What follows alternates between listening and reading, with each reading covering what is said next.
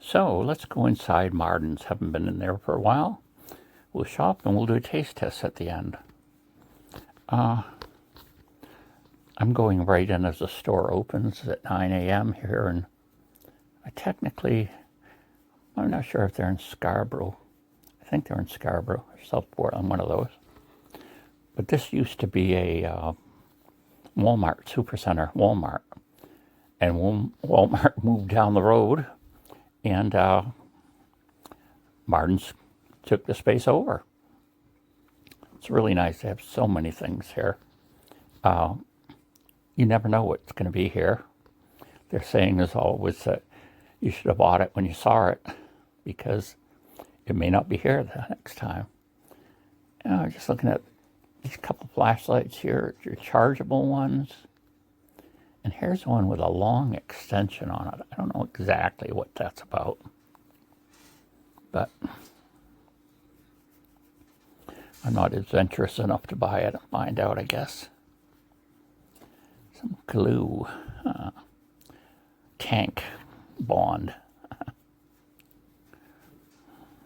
Well, and what they've got is a huge amount of medicine and food things and stuff, supplements. And it's 40% off this price. So you figure some of the things are still really expensive for me. I'm sorry, but the grapefruit sections, those are a fortune, even with a 40% off. But I'm looking back at this. Amaranth seeds, but my goodness, are they expensive. And I'm just looking at the back here to see why to subscribe. Oh, so these must have been things for some company that was sending products to people. Sushi rice. Oh, here's a little drink for kids, plant-based drink, I think. And I don't know, all kinds of stuff here.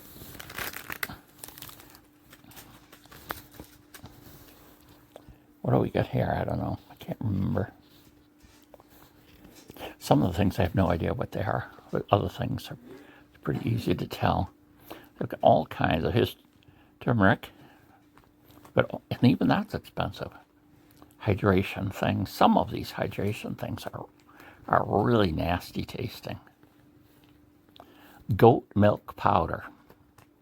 But you can see from the price that it's still going to be expensive. And I don't know why you'd use goat milk powder, but I suppose there's some people that are allergic. Ooh, I'm going to get some of these pumpkin spice instant jello puddings. So they're marked good. They're $2.60, and then you only pay 40% of that, so that's a really good price. I picked this up a couple of times, and I still didn't figure out what it was. Now this is just some treats. And I go back, oh, what's this? Campbell's butternut squash and sweet potatoes. Huh. It's $29. Well, say $15. Salad and vegetable seasoning. Hey, I'm going to get one of those 20 packs in there. That might be worth it. Ramen noodles. Let's see what else we can find. Oh, they've got some. This is some kind of candy. It looks like glass balls. Oh, we're going to taste test this at the end of the video. I wish I had bought some more. Spoiler alert.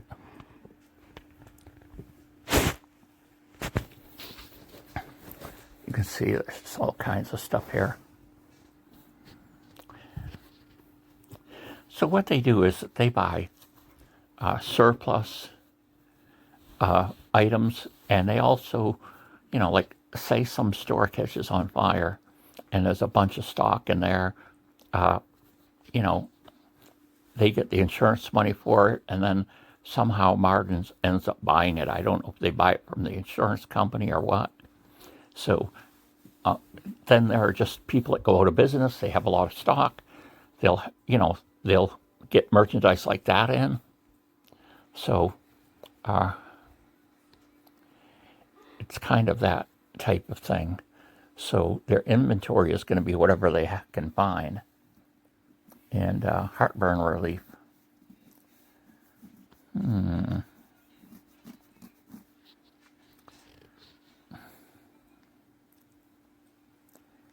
But take forever just to go through and see all this stuff. Oh, look at this. This is cute. Hand grenades.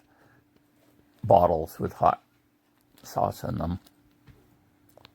I'm not one for extremely hot food. Plant-based protein. Peas. Peas are the new thing. It used to be soybeans way back, and now it's pea protein. And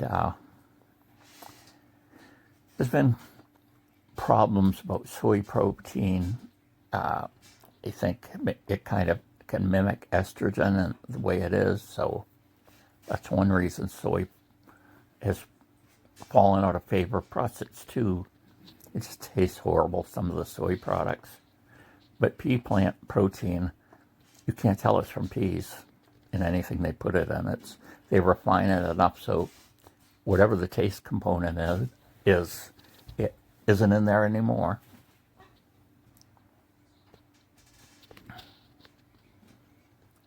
All kinds of stuff. And then they have clothes and different things. They have books. Here's some big bags of candy. Look at that. That's a big bag. Oh.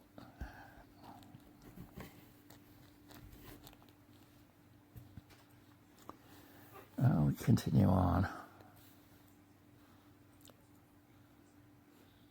So I'm getting my walking in today too here, rather than walking around in circles in the gym. Magnesium, something like glycinate, something like that. Yeah, dehydrated fruit, freeze-dried fruit, or whatever. Wicked expensive. There's more plant-based protein.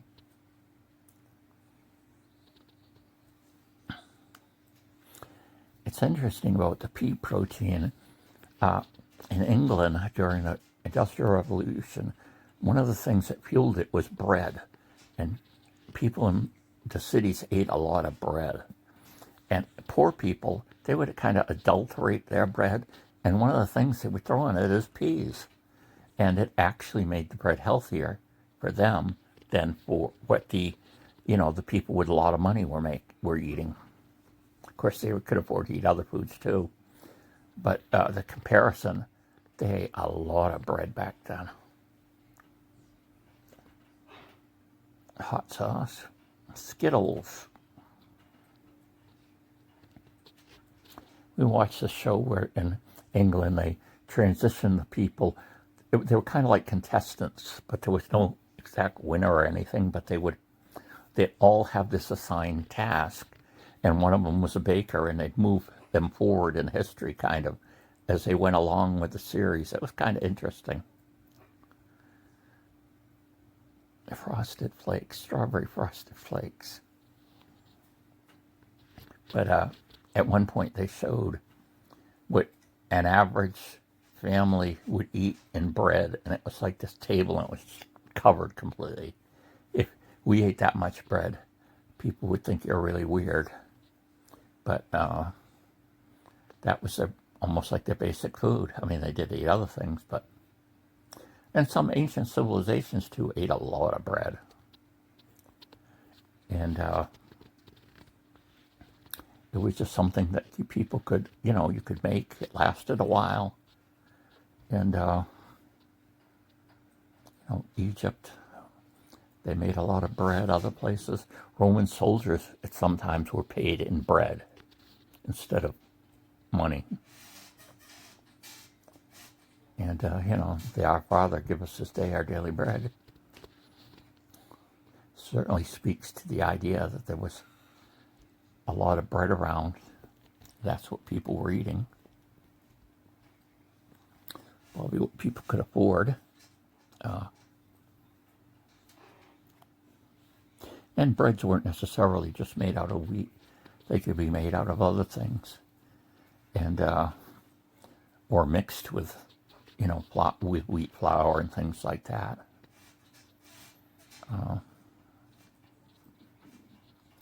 Wheat was kind of a tricky crop. It could get ruined really easily.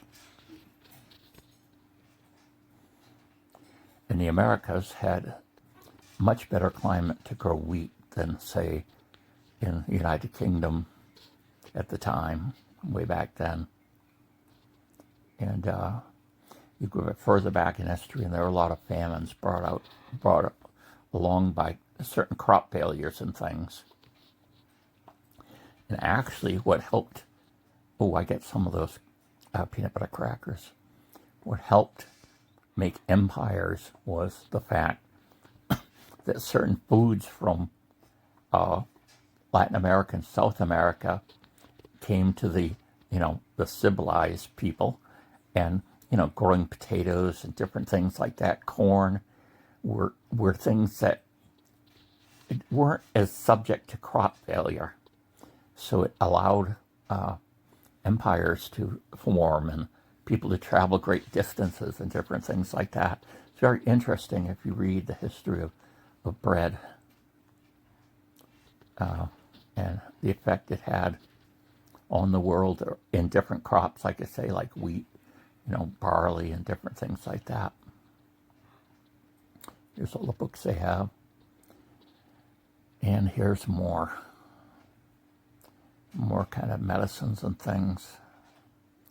Kind of a little of everything in here, really. Paper products, office type products.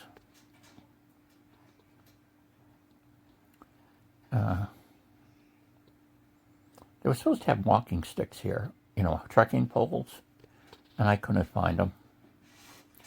So I didn't get any because I couldn't find them. I asked one person, and I went to that area, and I still didn't see him, so I don't know what the story was. It was funny that I just couldn't find him. I don't know. Maybe I've got too many things rolling around in my head at a time. That's what I think is going on. But let's see what else we can find here. Look at this, crossbows. They had crossbows. $300 and $400 crossbows. Now there's a lot of reflections here, but I couldn't get rid of them very easily when I was filming, but not something you see every so often. Oh, here we go with the taste test. Hi, Mike Kennedy here. That was my little jaunt through Marden's. I was kind of keeping my eyes open for my wife uses this product called Thicket, and they had a bunch of medicine type things, so I thought I'd come over and look. They didn't have any, but they had a lot of other stuff. It's amazing how much things cost now. They have the price on what they're calling the internet sale price, okay, and then it's 40% off this price. So some of they had like organic amaranth, or organic seeds, amaranth, and some stuff like that. And even with the 40% off, they were still pretty expensive. So this is taste test. We're going to taste Kibo chickpea chips. It has Himalayan salt, okay, which, pink salt just has an impurity in it that makes it pink. So we're going to try these and hope that they don't taste too much like chickpeas.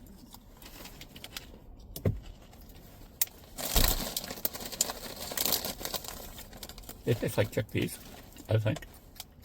Not bad.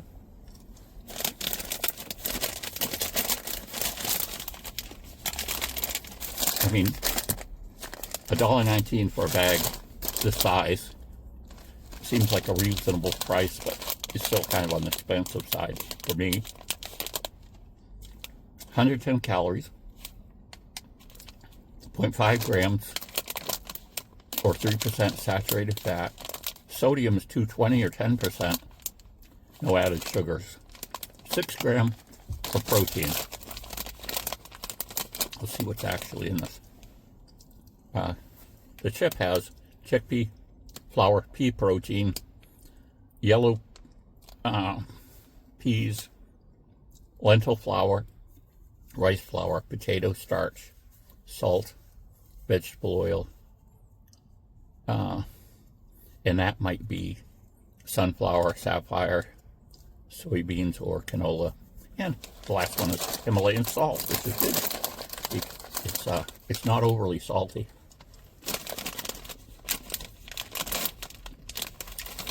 So this is much better than I thought it was going to be. Much better.